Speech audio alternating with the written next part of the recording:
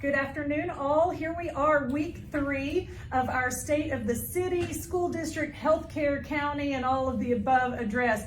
I am here and I am honored to be here. I'm right in the mayor's office, and to the right there you'll see Mayor David Hill is with us, and to my left here, City Manager Michael Scott. So I'm so honored to be here with both of you guys today. Good to have you. It's been a journey the last few months. Quite the journey. So I'm gonna start out with you, Mayor. I know. if I could name one person in this city that has been probably one of the most supportive people for me during this time, it has been you. So I very much appreciate you being such a mentor through this and being such a good communicator. I don't exaggerate when I say I think you called me at least once a week through the meat of everything to say, how are the businesses doing and what are you hearing? How are people feeling? And just kind of keeping a temperature on everything and then communicating what was going on with you. So tell me what it was like to be the mayor on March 17th. March 17th, obviously, we talked earlier, but riding in the parades and waving your hands at people, that's kind of what we think of the mayor gets to do. And things changed. I think today we walked over and opened up the EOC, Emergency Operations Center. That's when everything started to weigh heavily. You knew that something was really wrong because the only time we opened that is when there's a disaster. So, but it was, I guess the blessing of all of it was that we built our new police station, and within that station we built the EOC. So all of our communication and everything is there. And the other thing that was just kind of ironic is that we hired Thomas Griffith, who is our EOC director, and what a blessing. Had we not done that with the COVID, and it would have been a lot more chaos. Oh, absolutely. For those of you who are watching the police department, the new beautiful police department that was built last year, I guess it's just been a year since that opened. There's a kind of what we call a community room. I refer to it as the community room there at the police station that is open and available for people in the community, nonprofits specifically, to use if they need to. That room converts quickly into an emergency management center where they can bring in people, where all of the operations are done there in that room. And so that's where the mayor, the police chief, or emergency management director, fire, I think, was there as well. All of these guys were housed in that room all day, every day, making decisions, hearing from governors and other mayors and all of the people that were making the decisions during that time. And speaking of governor, I do want to say, I'm going to dispel a few myths for you guys as we play here with these fellas. The city of Waxahachie never required anything stronger, stiffer rules about the COVID shutdown than the governor did. So we basically, you guys went right alongside whatever the governor's orders were. So if somebody were to say, oh, Waxahachie shut businesses down and prevented our small businesses from opening up, that's just factually untrue. The city of Waxahachie never had a stricter call than the governor. We had to follow by the governor anyway. So so we definitely, as the Chamber of Commerce and the business community, we appreciated that, and we stayed right alongside and tried to do everything that we could to help these guys because of that, and we appreciated that support from the small businesses. So speaking of that, one of the things that you brought forth, I can't even remember what the date was, but you brought forth this idea, and I don't know if it originated with you, but you were the voice I heard it from, to open up $1 million to help the small businesses in Waxahachie. $1 million out of funding from the city to help the small businesses for those who were suffering. That's a big deal, and not many cities did that. I posted to a Chamber of Professionals Facebook page that I'm in contact with probably 7,000 chambers of commerce throughout the United States, Australia, and Canada, that my city did that, and it got shared like 35 times from different cities saying they wish their city was able to do something like that. So those rainy day funds, when it's raining, really mean a lot. Where did that come from? Yeah, in fact, you mentioned it earlier. I mean, 2020 has been unlike anything we've seen before, and really to be able to respond and help out our local businesses is really something. I mean, I think it speaks to the heart of council, you know, and you know, yes, staff, you know, throughout the idea, and council was quick to get behind it and say, yes, that's something we want to do. Yes, we got some good play, you know, throughout the state, but that's certainly not why we did it. It's because we really do care about our local businesses, and to be able to say, you know, we've got $1 million that is available for qualified businesses because we want to come alongside you and partner with you and get you through this time. I mean, that's a blessing for us.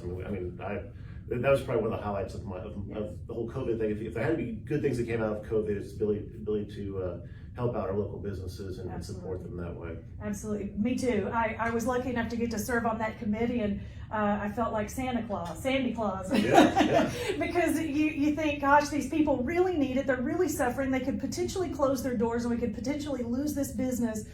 But these funds, making that available for these businesses was a game changer for many of them. And you know, and I think it's, you know, we've always taken the approach throughout this entire year since March is that we're all in it together. Yeah. You know, I mean, and we're gonna get through this together. These are you know, times that none of us have seen before. We don't know. We don't have the playbook for it, but we're gonna get through it together. And to just say, hey, this is the way we can help get you through that. You know, something else we did, you know, because of course not everyone owns a business, but most city residents are also water customers. We tried to help out even our residents and partnering with them and helping them through the time. We refunded the water meter deposits up to $60 for most people that had those deposits on file. We basically ceased cutoffs for a period of time. We you know, did everything we could. Waived late fees. So yeah, just anything we could do that we felt like we could help out and just get through this time. We wanted to look at. Yeah. So I think about sometimes with, I'll try not to be too snarky, but I think about sometimes when people say, oh man, our city spends too much, they're gluttonous and, you know, greedy, blah, blah, blah, all of this. The money that went in last year to this emergency management director, this EOC center, really saved us and allowed us, I'm going to say us, I mean y'all as a city, it saved our city so much time, energy, and effort that we could immediately just plug in these protocols that he had put in place, that you could turn and focus some of this attention to how can we help our businesses and how can we help our residents. And I'm telling you guys, Waxahachie did 10 times more than a lot of cities were able to do, and so we're really lucky to be able to have that availability. So we became a warehouse though for PPEs. Most people don't know that. For the entire, I mean, we started procuring, buying, and getting that stuff brought in. So when the funds became available for us to recoup that cost, that was one of the issues that we dealt with, taking the funds from the state. Of the CARES Act. Yeah. They gave us, I think it's $55 per capita, is that what it was? Right. And $2.1 million. So anything that was above the normal in our budget that was COVID related, we could recoup that if we documented it. Yeah. So we knew that at the beginning, and we started doing that. So every penny that we spent for labor and salaries and stuff, we were able to get that money back. I think a little over 400,000. Yeah, so far. So far, and we're still keeping receipts. Yeah. But it's still money that has to be spent first before you get it. We have to spend it first, and we apply for the state, and the state, you know, they'll send us a check for that. But we wouldn't have gotten that back had we not. We would just be an expense that the city would have to absorb. Absolutely. So it was good that they made it available. It's good that we applied. And that being said, I don't want anybody to be confused. That $1 million that you opened up to the small businesses, that is not recoupable money from the state. That is money that you guys spent out of your own pocket to help with not any recoupment from the state. So I'm gonna make sure. But we did that. I mean, everybody on staff and everybody in the council knew that we had come so far and struggled for years to get where we were. March the 1st. Yeah. And we just weren't going to let that get away from us. Yeah. So that was a simple thing to do. Yeah. And you guys were housed in the EOC and handling COVID stuff most of the time, but what a lot of people don't realize is all the other stuff kept going. So you were still building streets and sidewalks and all of that other stuff. Right.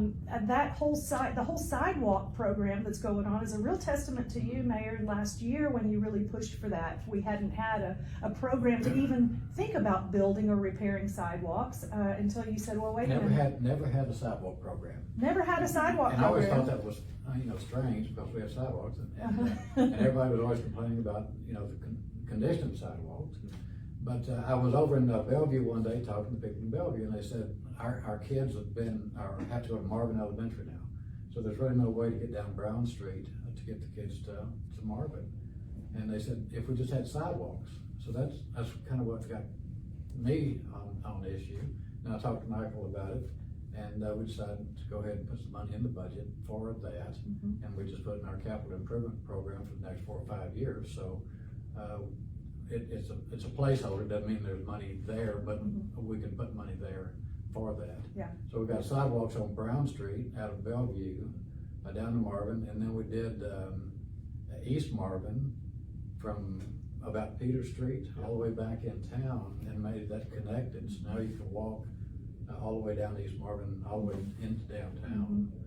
On new sidewalks. And I have this intuition that people are commenting right now saying, what about my street? What about my street? And so there's a program and there's an order that you're going in, and of course it takes money. What'd you say a while ago? $400,000 just to engineer a road? For Monticello. We were just talking about what it costs it costs about $3 or $4 million to do that street, 3.9. Yeah, the whole corridor, not just the sidewalk, the entire corridor. Yeah, when we talk about a corridor restoration, that's plumb, sewer, water, gas, street lights, sidewalks, new pavement, and curb and gutter.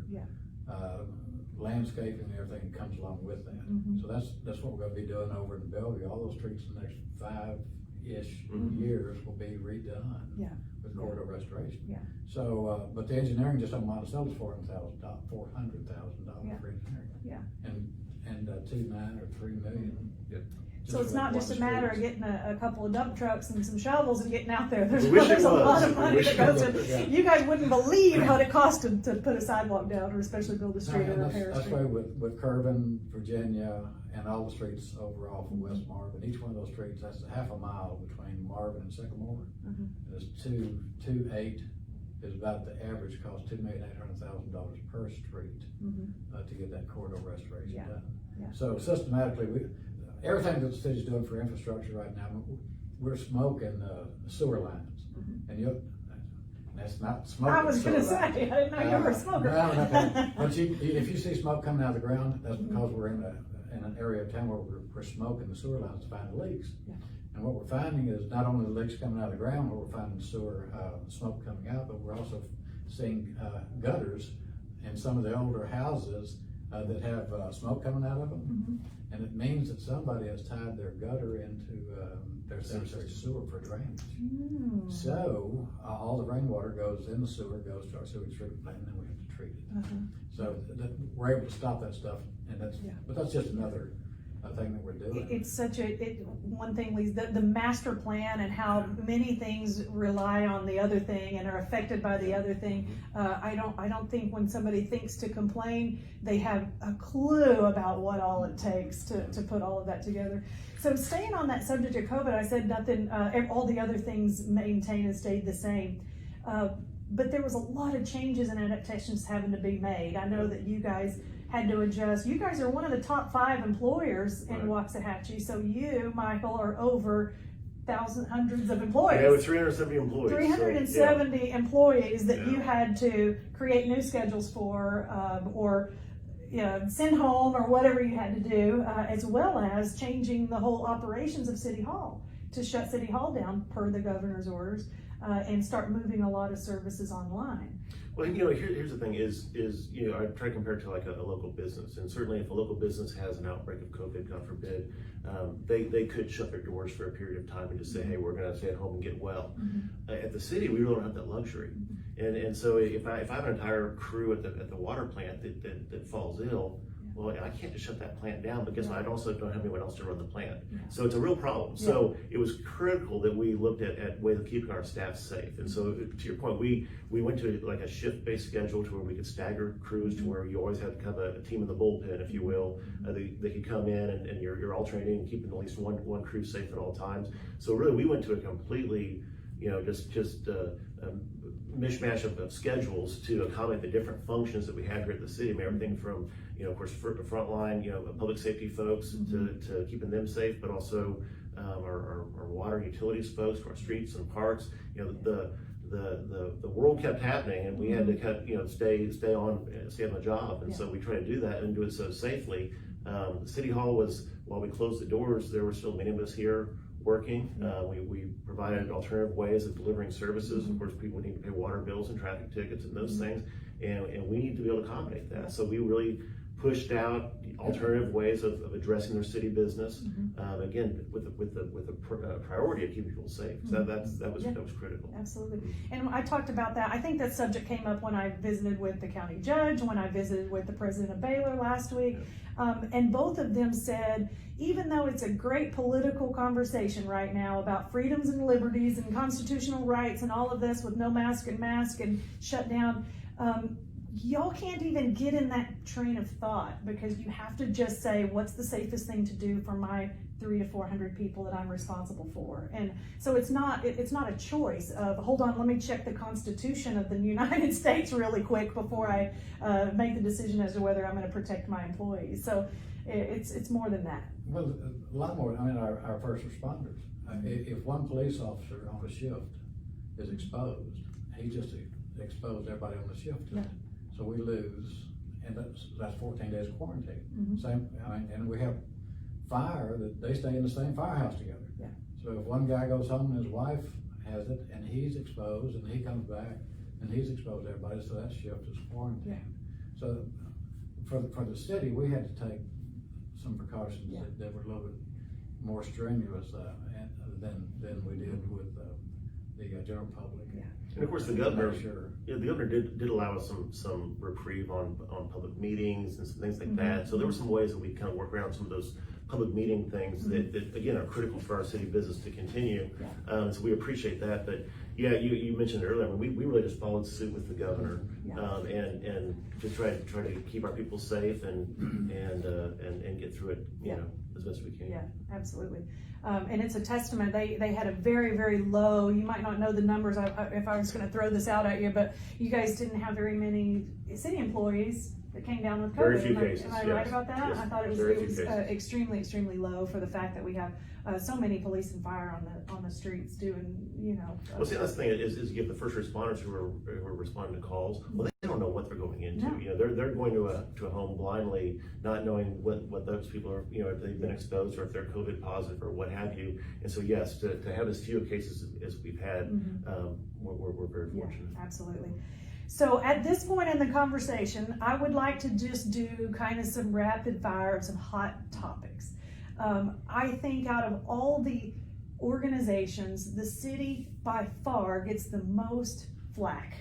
And I say that to say, man, we talk about property value or taxes increasing, property values.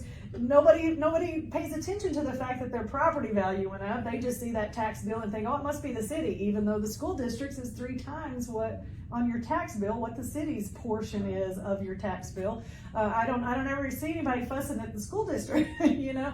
So sometimes I feel like maybe the city or government organizations, almost people forget that there's people behind that. There's people making a lot of huge decisions and difficult decisions. So it's got to be difficult, you know, to have to, first of all, make the decision in the first place and feel like you've got the confidence and enough knowledge to make the decision. But to then have so many people not really understand what goes into it has got to be kind of a double whammy for the old ego. Michael's smart. He stays off of Facebook. You're not on Facebook. It's safer So, that way. hey guys, for everybody that complains on Facebook, he doesn't see it. Okay, it's a waste of your time. So don't complain on Facebook anymore. If you have any questions, these guys are so available and always have been. So I'll start with the most recent thing that I've seen people fussing about. You mentioned a while ago that you guys refunded water bills, deposits, and that you gave reprieves on late charges and things like that.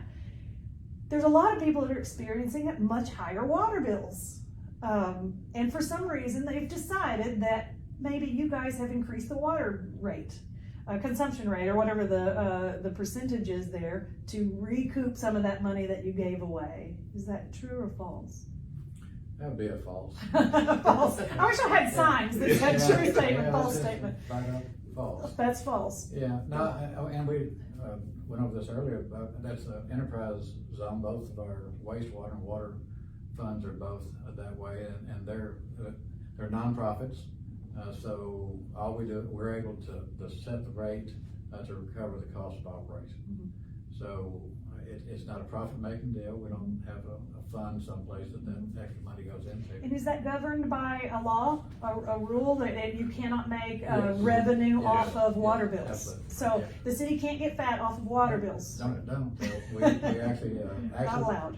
I don't know if we really cover our costs sometimes. Yeah. But the idea is, hopefully, yes, Michael, that we are. But a lot of that, the chemicals go up in prices, and people are always wondering, why are you buying this and that and the other? But all that, we bid all this stuff out, we get the best price we can for our stuff, get the best bang for the buck. Yeah.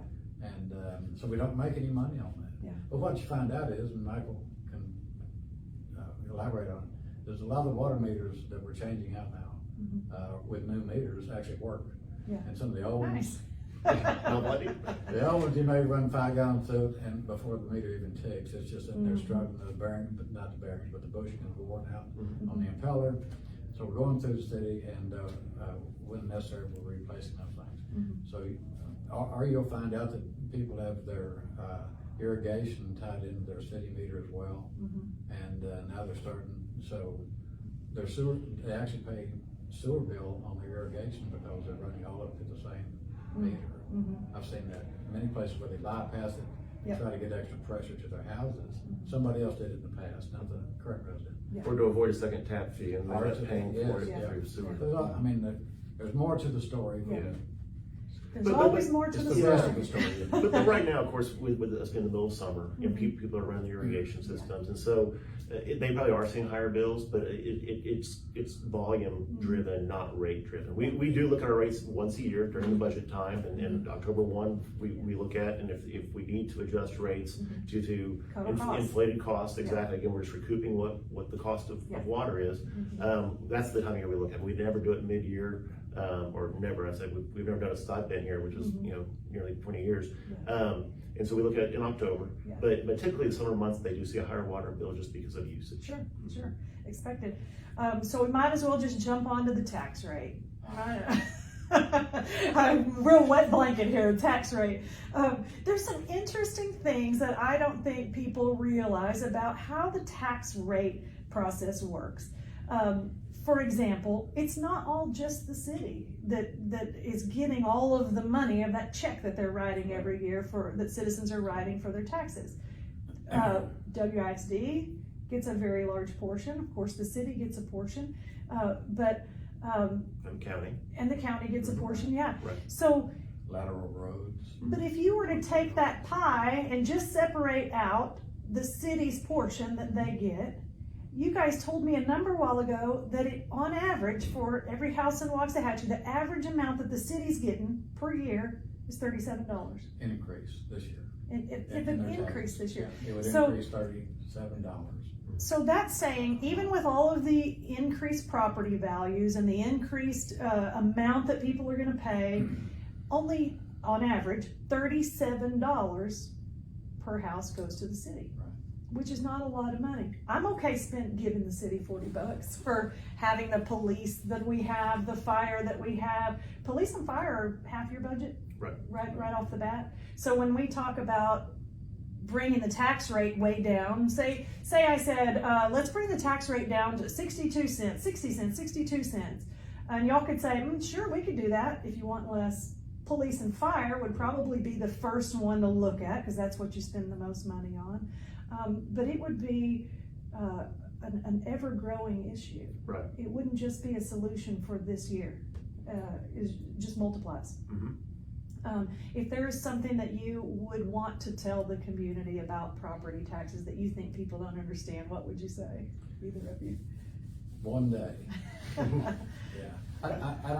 Well, there's really, our rate, we're lowering our taxes this year by 2 cents. So our rate would be 66 cents per hundred. Yeah. So $100,000 house at $660 or $1,320 on 200,000. It goes up. But what we have is the appraisal rates are going up. People are wanting our tax rate to come down to compensate for that. And the cost of operating the city, because of the growth of the city, is coming up. So if we continue to lower our tax rate down to compensate for the appraisals, just to raise the same money we made last year, then we never catch up in anything. Our infrastructure continues to fail on a daily basis. Yeah. It erodes.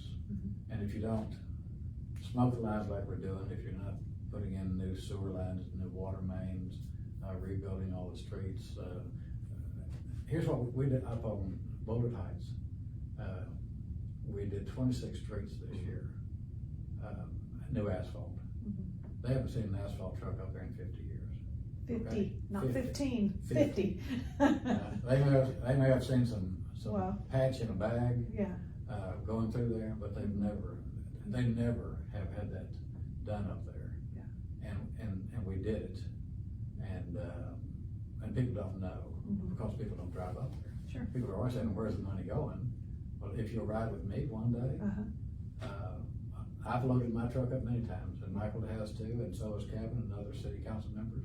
And people that ask where the money goes, we drive them around and we just show it to them. Yeah. And by the time we're showing it to them, they're all just Understand. shaking my head kind of deal, because the city does, for a budget of just $45 million and a debt rate of only 25% on our tax rate, we do an amazing job of managing that money. Yeah. And I always say this about staff because I'm so proud of these guys. We just got one of our best, smartest staffs the city has seen in a long time. Yeah. And they work hard all day long. So when people are poking fun at them or saying things negative, it just kind of irritates me. Yeah. I get a little defensive too. Mama Bear comes out because I see what all of the work that goes into this stuff. Everybody has an argument, and the tax rate is one of those things, but you can only lower it so much. Yeah. I mean, if we just said, well, okay, we'll give you 6 cents. Well, 1 penny is about $400,000 Yeah. to the city. Yeah. Now, to you, it's $10 on a $100,000 house. Yeah. If you own a $300,000 house, it's $30. Yeah. Okay, so to us, we're sitting there thinking, if it costs $500,000, this the only argument I've got, if it costs $400,000 to engineer Monticello, and I gave away a penny, I just took the money for doing Bellevue's restoration away, and now we're unable to do that. So, and it's not all new growth that we're just saying, oh, we want to grow Waxahachie, grow Waxahachie. This is reparative work, and this is repairs and just maintenance of a very, very old city that we're having to put a lot of money You've into. been here long enough. When they built the new high school in '71, you could take a picture from here of this high school, and you wouldn't see a thing between here and there. A field. I'm serious. Yeah. I saw a video. I had it on Facebook, Yeah. and the guy driving through with a Super 8mm and showing you what was here, and there was a Dairy Mart Yes. or something. Yes. But nothing. So the people that are coming here now, with our sales tax rate, you talked about that, but I mean, the people that come here, 43% of our sales taxes from outside the zip codes of Waxahachie, 75165. I want to stop on that point because that's very interesting. But don't forget what you were where you were going, because that's doubly edged. this is an incredible point. So the city brings in income from the property taxes, obviously, and sales taxes. Right. Am I missing anything? Nope. Yeah, Property there taxes? are other revenues, but those are the big ones. Those are the two big Yeah. ones. Property tax, the amount of money that the city receives from your property taxes isn't even enough to cover police and fire. So property taxes alone, if you say we need to lower property taxes, think about that. You've got to be ready to cut fire and cut police. And we're not fat in those areas anyway. Of course, we've got a great police and fire, and people are coming by the droves to be part of our police department, and we'll talk about that in a couple of weeks. But so then you start having to rely on sales tax revenue to cover all the other stuff, all the other expenses that it takes to operate a city. So it's an important part for you guys to bring in that sales tax revenue to cover all of the expenses. So people say sometimes that, oh, we're being greedy and trying to grow Waxahachie too big and all of this. That's not something that we can necessarily control. Waxahachie is growing, and we can't put a fence around Waxahachie. It's going to grow. So- if you own the property, we found this to be true. If you own the property, you have a right to develop the property. Yeah. State law, I mean, it's your possession. So if it's zoned, whatever, you can develop that. Yeah. So, when people come, all we can do is say that we have water available and sewer. We have utilities, and if they choose to do it, with the new laws, the new House bill and everything, it's kind of been difficult for us to deal with. And they comply to everything that we've asked them to comply with, and they can develop that. So what happened is that houses start to draw a retail in, and that's kind of where we are right now. We've got water, and we've got sewer, and we've got electricity, and everything that everybody, all the developers need. So they're coming, and but still, we're at 40,000 somewhere. We're at 40,000. So everybody was saying we don't want to be like next Plano, or Plano was a planned development. They sat down one day and drew up the plans for Plano. Yeah. We don't have that luxury. Yeah. We started in 1850, so we had cows running up and down the streets, and we've evolved now to where we don't. But even if we developed everything we had, our demographers were saying maybe 120,000 if you developed every piece of the land you had that you could live on. So the chance of that in my lifetime, your lifetime, your kids, and your kids' kids, is just kind of slim. Yeah. You mentioned a while ago that you've been with the city almost 20 years. I think it was, you said 10 or 12 years ago was the first time, or the last time anything had been done to the tax rate. Right. And 10, 12 years ago was when they increased it 6 cents. So we increased tax rate 6 cents back in whatever that was, 2008. Since then, it has never been raised or lowered. It's been flat. Right. This year, for the first time, we've been able to lower it a couple of cents. So that, to me, to not have to increase tax rate, to me, that for that long, and now to be able to lower it, that says a lot to me. It definitely, and y'all kind of hit on it. I mean, the blessings, I guess, of having an aging community is aging infrastructure. And think about 2008, what we were all dealing with. We were coming out of the Great Recession, right? And so, dollars were scarce, and things were starting to come back. And this council said, hey, we've got some infrastructure we really need to quit kicking the can on, and we need to address. And so that was what led to the tax increase back then. And frankly, values weren't going up, so it wasn't a huge increase to the property owners at the time, just because values were still relatively repressed. But yes, you're right. We've kept it flat since then. We've continued to work that capital improvement plan to address aging infrastructure. And really, this year it just seems like a perfect time, whether it be COVID or increased values, all the different things that playing into it. It's a good time to look at that rate and say, we can give a little bit of tax relief. Yeah. And I think council was unified in saying this is something we want to do. So I think it's a right year to do that. Yeah. There's a lot of new provisions that come down from the state as far as what we can and can't do and how much you can cut and so forth. And one of the things you've talked about is the new improvements. New improvements is a new development that comes in. It wasn't on the tax rolls last year, but it is on tax rolls this year. Yes.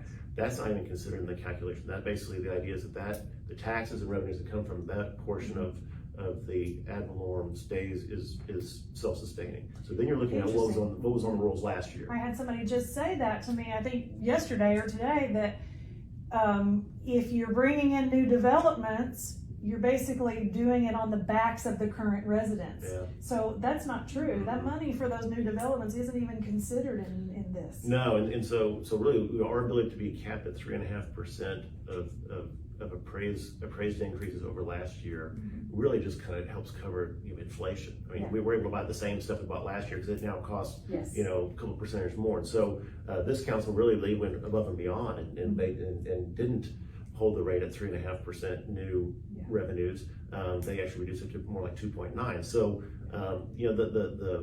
the word on the street that that the council is gouging the taxpayer and not looking out for the citizen just isn't true. I mean, they essentially are stretching as far as they can to offer some relief to the citizens, much more than, frankly, if you polled neighboring communities, I think you'd see that it's much more generous than most of our neighboring communities. In fact, I was going to mention that for those that are watching. If you hear people say that city, their taxing me out of my house. I'm not gonna be able to afford to live here anymore. First of all, the increase is only what we said, an average of $37 per person. So if $37 is the difference that you lose in your home, then obviously that may be scary, but I don't think it's because of the city necessarily. But if you say, okay, I've got to move because it's too expensive now in Waxahachie, I'm going to go somewhere else and I'm going to go find a comparable city to live in. And by comparable city, I mean of comparable size. So you're going to look at places around here would be Cleburne, Mansfield, maybe DeSoto, Lancaster, Cedar Hill, gosh, who else? Burleson. Burleson, yeah, Burleson. Mm-hmm. And if you look at all those and you guys Google it up, all of their tax rates are higher than ours. Mansfield had a reduction recently of 2 cents, which is the same as us. Right. But any of those other cities that you go to that are comparable in size to Waxahachie, you're going to actually pay more. So I think Mansfield went down 2 cents, but they're still at 68. Yeah, they're still 3 cents higher than us. So, right. Yeah, they're still even with the lower. So, with yeah, lower. we went down to 60 cents, took off 2 cents. Yeah. And we're the lowest one in that list of, and gave the most. Mm-hmm. So, yeah. There wouldn't be a cheaper place, I guess, out of that list of places that you'd go to. And I'm sure the list could be much longer, but my brain only holds so much. I didn't have time to check everybody. Yeah, I didn't have time to Google everybody. Okay, so that have we missed anything you want people to know about taxes? If so, I'll move on. No. Okay. Man, I thought something was going to come. Well, I'm sure there's a lot you could say, but to people that are, I guess, that are being actually taxed out of their houses, that hurts us too. I mean, we don't want that. No. We're taxpayers. I mean, I live in the city. I live on Marvin. I pay my taxes. Everybody most of the people that work for the city live here. David's related to half of Waxahachie. I've got a large family. Yeah, and they all live here. They since 1972. Yeah. So I've got I hate to brag, but my 16 grandkids, they all live in here, and then great grandkids are all living here. Yeah. And most of them have their own houses and pay taxes. Yeah. And I hear from them as well about what we're doing. Most of them say they really appreciate the way the city is looking. They love the trails. We haven't talked about our Little Creek Trail and that connectivity that's done from Brown Childs over to Chapman Park, and the way we're doing our trails throughout our park system, all the equipment that we put in over the years. Parks have 22 parks. 19 of them didn't even have a swing set. And we spent a couple $1 million in the last 3 or 4 years putting in the playground equipment and all those things. So it's just for lifestyle enhancements to make people proud of where they live. And we're still doing it. Penn Park is getting ready. We're getting ready to do the pool at Penn Park, a new swimming pool. Lions Park, we're getting ready to irrigate and put in more lights out there. And restrooms. And restrooms. Much needed. Yeah. Just did, the lake. Yeah, so, and we don't even want to talk about the lake, but that's another one that's on our list of things to do. So, I think we're frugal about the city's budget.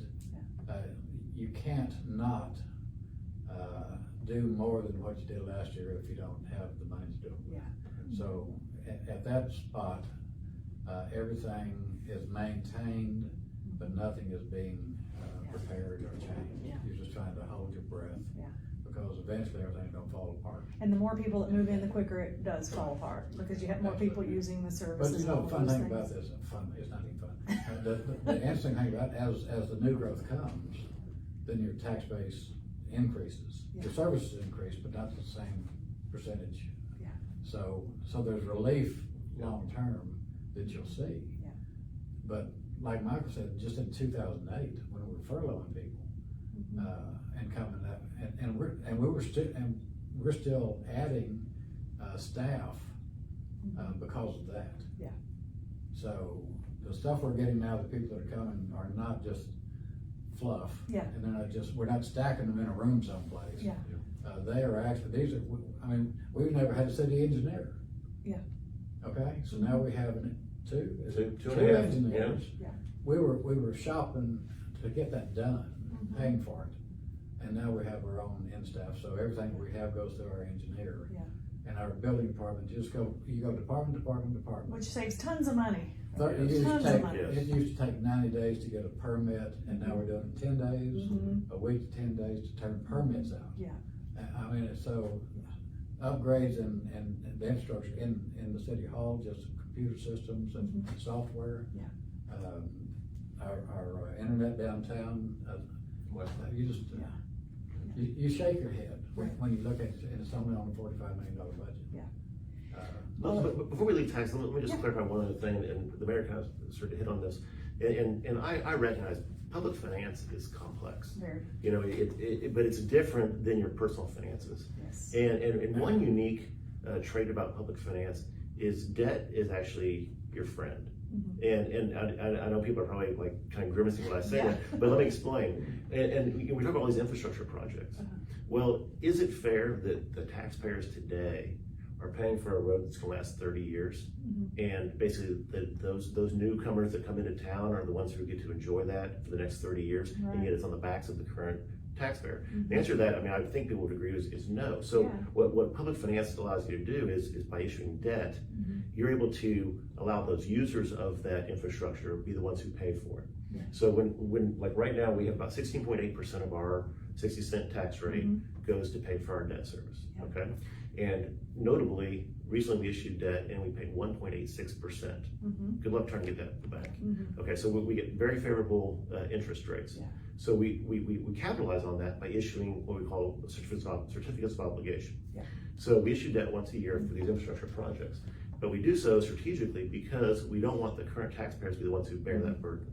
If we pay for that out of our M&O side of our budget, it'd be today's taxpayer be the one who pays for that infrastructure. But yet tomorrow's people who are moving in, all the people that people complain are coming to town, they're the ones who get to enjoy it in free ride.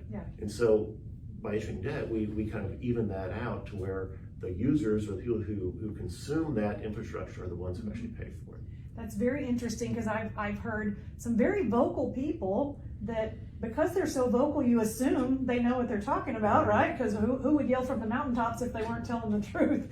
To say they're putting it on the backs of the current homeowners in Waxahachie, and that is has been explained twice now in the last however many minutes we've been on here that that's not the case.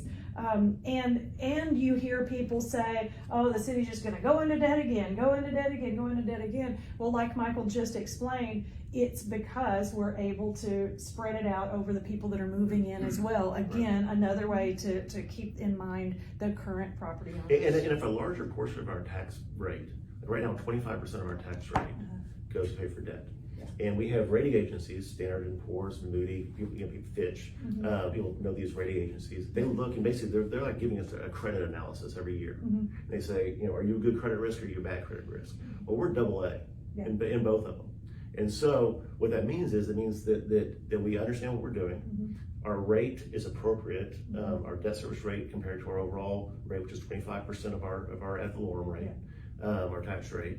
And that is deemed to be an appropriate level of debt to be holding. So when people are saying you all have so much debt on your shoulders, the answer is no, we don't. I mean, it's an appropriate level given what we have going on, and the rating agencies validate that. If we spent all the money in our reserve this year to do our street program, we'd be out of money to do those. We can issue bonds and do that. So. It's not all new debt, because you have some debt rolling off. So the fact that we're issuing debt doesn't mean it's $20 million of new debt. You've got some that are rolling off. And these are 20-year issues. So you've got some rolling off all the time. So it's never like you're just heaping it on. Piling it on and piling it on. Don't Google it, because Google says we owe about $500 million. I mean, it's amazing what you'll find on the internet. Believe me, it's amazing what things find me on the internet. I don't know. I don't even try. So we talked about roads in our street program and things like that. So we might as well touch on traffic, because everybody's complains about traffic. So let's talk about traffic, because not a lot of I can say it till I'm blue in the face that TxDOT owns every road coming in and out of Waxahachie Waxahachie, but I don't think people want to absorb that and understand that you guys don't have as much control as you wish you could have. Yeah, it's a blessing and a curse, really. I mean, it's great that TxDOT owns these roads, because all the FM roads, the US 287, all those, like you say, obviously I-35, the 77, all TxDOT roads. So that means they maintain them, which means we're not the ones paying to maintain them. Yeah. That's the blessing, right? The downside of that is we don't maintain them and we don't control them, and so therefore our hands are somewhat tied. There's not a traffic light in town that the city of Waxahachie owns. So all traffic lights that you see around town are owned and maintained by TxDOT. So when the timers are not synced up the way you want them, I'd love to help you. In fact, I will help you. I'll make the call to TxDOT for you, but I can't fix it, you know. Right. And as people want new lights and there's requests for new lights for subdivisions coming and so forth, we've got to go through TxDOT. And so we partner with them as best we can to try to be on the same page. But at the end of the day, it's their decision. And of course, like, 77 is a prime example where traffic obviously is a concern. There's spacing requirements for how frequently you can have a light. So every single time there's an intersection or a road that tees into 77 doesn't mean you can get a light there. There's actually standards that they'd say it does not qualify. I believe it's just over 1,000 feet in between lights. And so there are limitations and standards that we have to play by. The medians, I mean, not to go back to that, but when the medians went in, of course our phones were lighting up. Oh, yeah. And we handled this as best we could. At the end of the day, actually was a TxDOT project. And so we tried to work with them on that, but at the end of the day, that was their design. We tried to beautify with our pots, but the pots didn't.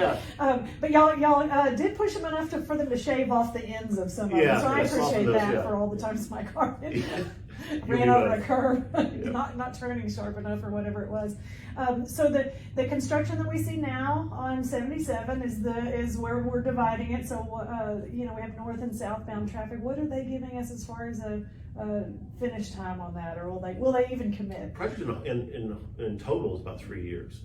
I will say they're ahead of schedule. Okay. We're fortunate to have a very good contractor. I mean, they've proven themselves in other very complex projects around Ellis County, and I think they're doing a good job. It's messy, which we knew it would be by the time you're doing utilities and traffic management, all those things that go along with it. But they are ahead of schedule. But really, I realistically say it's going to be the full 3 years. And it's an odd jog anyway, without construction being there. It's a weird little spot to get around. So we definitely can give them grace there, because I think they're doing a pretty good job. I haven't seen any major accidents, knock on wood, knock on wood. So I have skimmed through, I think, every note that I have and every hot topic that I have, and I just want to say, man, God bless you guys, because I think you guys can see the variety of things that they have to understand and have knowledge of, not only construction of streets, but wastewater plants and human resources, and throw all of that into a time of a pandemic and having to completely rearrange things, but yet keep everything going as well. You guys have done a miraculous job. mscott@waxahachie.com, dhill@waxahachie.com. If you have a question, just email them. I haven't ever had you guys not reply back, and I don't think it's because I'm anybody special. I'm not paying you, but I always get a return. Michael gets a lot of emails. I bet he does. What else do you do at 2 a.m? Right? You respond to emails.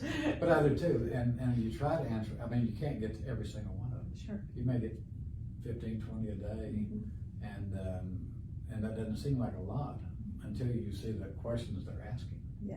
And what they're asking is, what I really need to do is be able to sit down with you for 3 years and suck everything out of your head that you know about the topic. And you're trying to do that in an email. And that's really the best thing. I don't mind sitting down and talking to anybody. We can sit in this room and talk for hours. I just bring me water and crackers, sugar or something. That's keeping me up. But and Michael's the same way. And I don't think there's anybody on our staff. But everything goes through Michael. That's the way our city is set up. We have a city council, but Michael is a city manager. So if you need requests from staff, if you go through Michael, he'll get the information to you. It takes time to sift through it, but he will get back to you. And there's nobody on council that is any different than that. We work at large, and we're a council person for the whole city. The council works for free. Free, yeah. You get a shirt. I got a shirt and a hat. You get a shirt and a hat. maybe pants Yeah. in your No pants, haven't got pants yet. Oh, Yes, darn. But We got the rate this year. Right, no shirts. But don't you love it? Yeah. I mean, I think, I've never talked to a single person that's been on council or been a mayor, that just, Joe Jenkins is one of those, you know, I love Waxahachie and I know you will too. Yeah. And it's that kind of heart that it takes to do it. Yeah. Some people come in with ideas and find out that it's difficult because it's you're dealing with a lot of people. Yeah. And it takes time to build a relationship and confidence in each other. Yeah. That's where you can trust each other to be able to deal with the issues that are confronting everybody. But once you get in, you like everybody. You find out that you can do a lot. Yeah.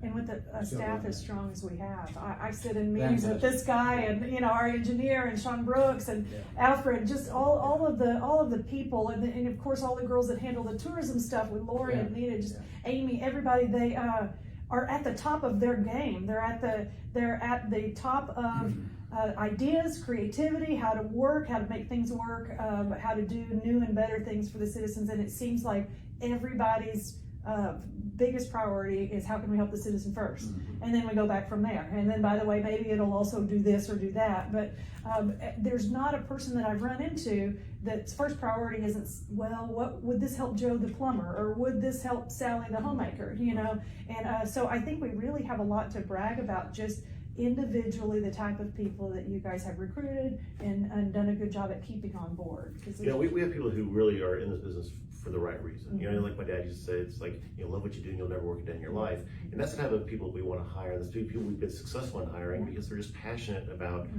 public service and customer service and serving the public and doing good by the community.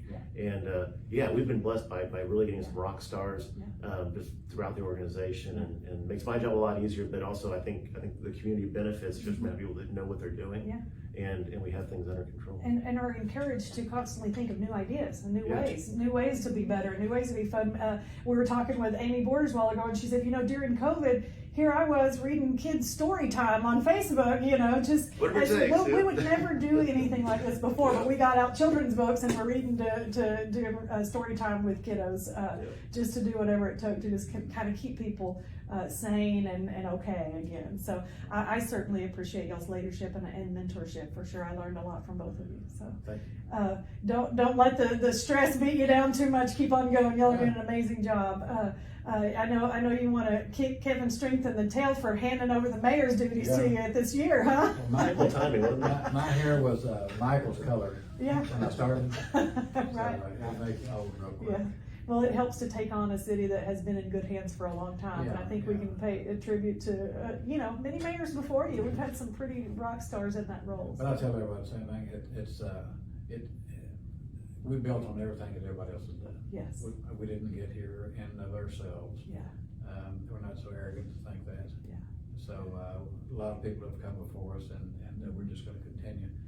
If we can keep downtown historic, that's our heart. Yeah. And we'll grow the rest. But down here is what we call Hatchie, and it's at home. Yeah. And that's why people come back here. Class of '65. You know, I'm not going to tell that story. He's got a lot of great stories. But it is that what makes Waxahachie home is you don't have to know a guy's name. Yeah. You know what class he graduated in. Class of '88. Those guys are tight. Class of '89. They don't even talk to class of '88. So all you got to do is, if you're in a crowd, just holler class of '66. Yeah. And there'll be 8 or 10 people. They'll all come over. Yeah. And it's just a homecoming for everything that the city does. Yeah. Just makes it a place that everybody wants to come to now. Yeah. And we're experiencing that. So. Yeah. Well, we're in good hands. You guys, the city, individual, there's people behind this big entity called city government. There's faces behind it, there's people behind it, and there's people with families behind it. And I can assure you all that they have the same intention and thought process that you all do in maintaining Waxahachie as the charming place that it is, while also making smart growth decisions. So like I said, if you have questions, if I can answer them, I'm happy to, but like I said, transparency is one thing that we don't have to worry about here in Waxahachie, because these guys, they'll sit here forever and tell you story after story if we have the time to do so. So we appreciate you tuning in. We look forward to seeing you next week, and thank you so much.